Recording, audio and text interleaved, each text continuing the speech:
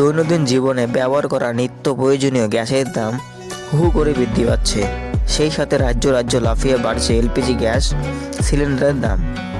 তবে এমন মূল্য বৃদ্ধির নির্দয় কোপ থেকে বাঁচতে সাধারণ মানুষের পাশে দাঁড়িয়েছে কেন্দ্রীয় সরকার।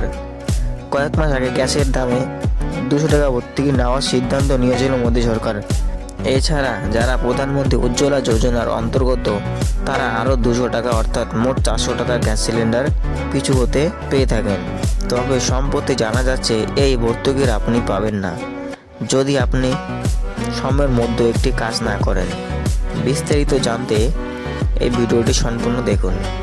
আপনাদের জানিয়ে রাখি, এখন গ্যাস সিলিন্ডার ভর্তুকি টাকা সরাসরি ব্যাংক অ্যাকাউন্টে চলে আসে। তবে এই কাজটি না করলে নতুন বছর থেকে গ্যাসের ভর্তুকি টাকা আর পাবেন না।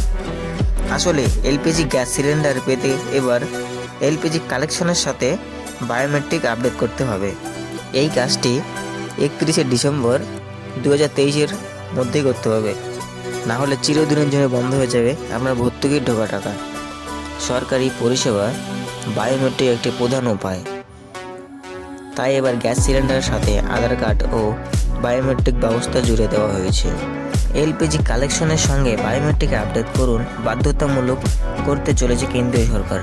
যদিও এই বিষয়টি নিয়ে এখনও সরকারের তরফে কোনো ঘোষণা করা হয়নি। উজ্জ্বলা যোজনার সাথে যাদের নাম আছে তাদের এই কাজটি করতে হবে, অন্যান্যদের এই কাজটি করতে হবে। এই কাজ করতে দিতে হবে না লম্বা লাইন।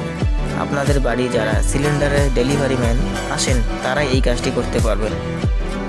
কিন্তু কোটি কোটি গ্রাহকদের বায়োমেট্রিক কাজ বাড়ি বাড়ি গিয়ে করা কি আদৌ সম্ভব? এই নিয়ে তুমুল চর্চা চলছে।